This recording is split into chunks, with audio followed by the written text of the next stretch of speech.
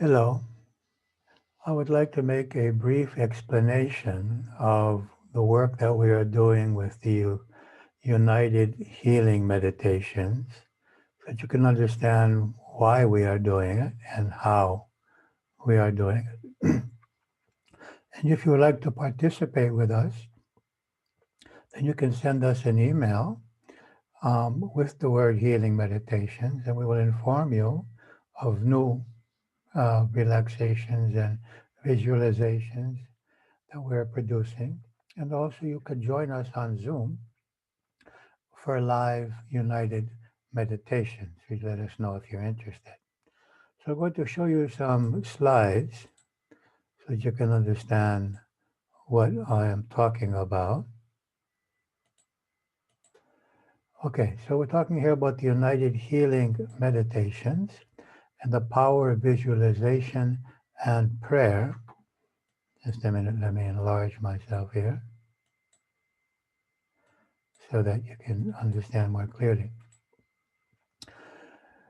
The idea is that we can affect the world around us with our thoughts, with our beliefs, with our behaviors, with our intentions, with our visualizations and our prayers. So what we're seeking to do in this group effort is to affect the world around us, starting with ourselves and then our family, and then persons that we would like to help, and then society in general, and even nature and the planet together.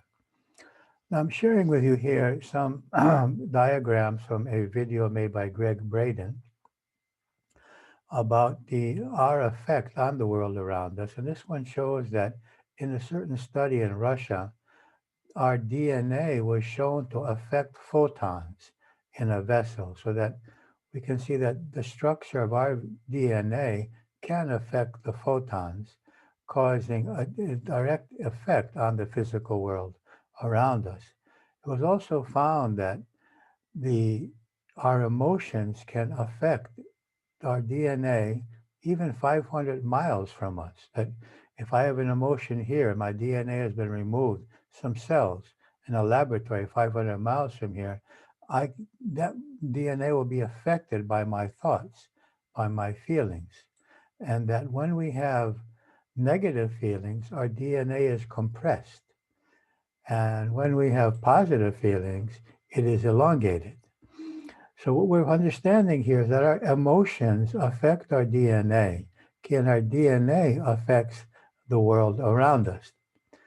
Now, in over 48 studies by the Transcendental Meditation Society, it was found that if they placed a number of meditators in a city, and they were meditating for a week or a number of days together, that would reduce the crime in that city about 25%. Now, this study was repeated at least 48 times, in which we found that a meditator affects the morphogenetic field, and that change, the morphogenetic field, affects other people around them.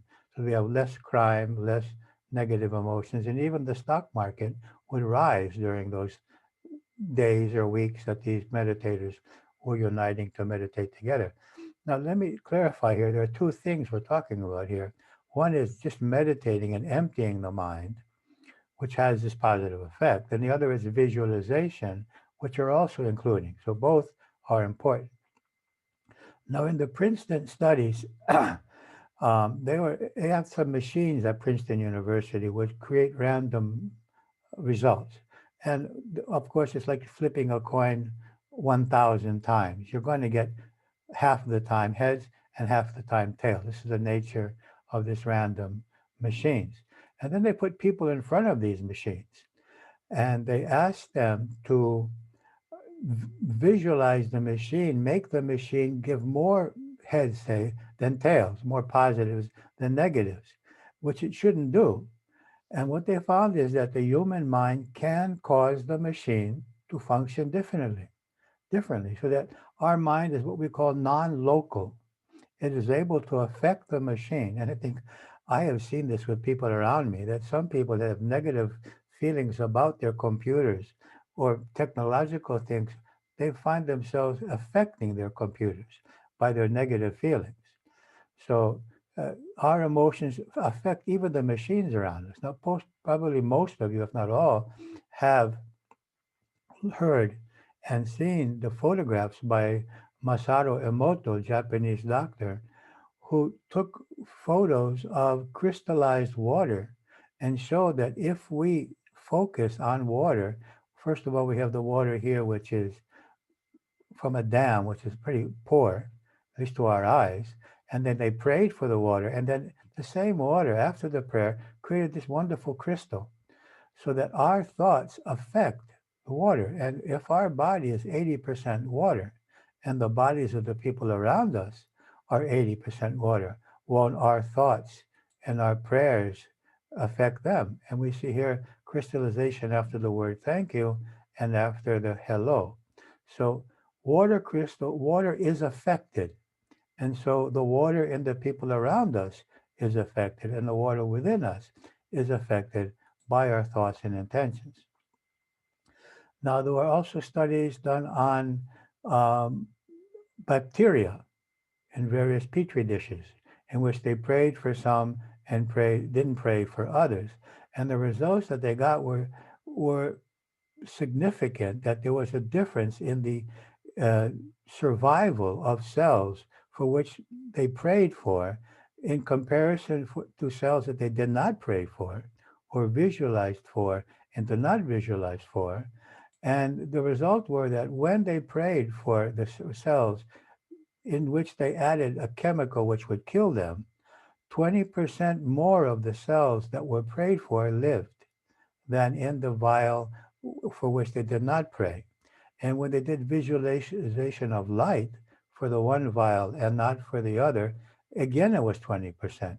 And when they did both together, prayer and visualization, the result was 40%.